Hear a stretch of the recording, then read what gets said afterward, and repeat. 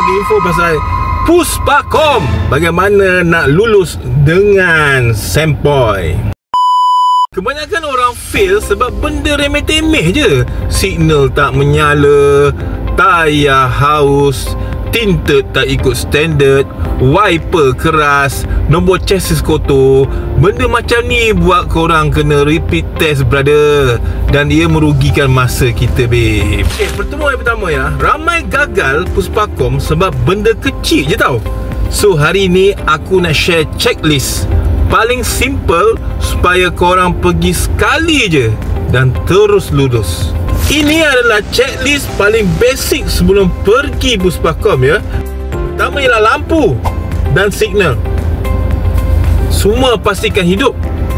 Kedua ialah tayar, kena cukup bunga, jangan botak. Kemudian ada tinted, ikut tahap yang dibenarkan, jangan suka hati je. Wiper dan cermin, tiada retak, wiper tak koyak.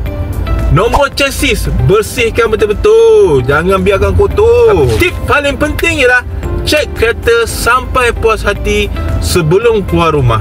Bila prepare betul-betul, memang senang lulus. Senang je sebenarnya nak lulus Puspakom. Jangan risau, siap awal, periksa elok-elok, insya-Allah sekali jalan lepas. Jalan selamat, geng. Puspakom adalah tanda aras keselamatan kereta kita.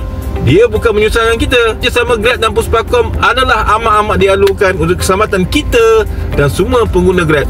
Terima kasih, babe. Ciao.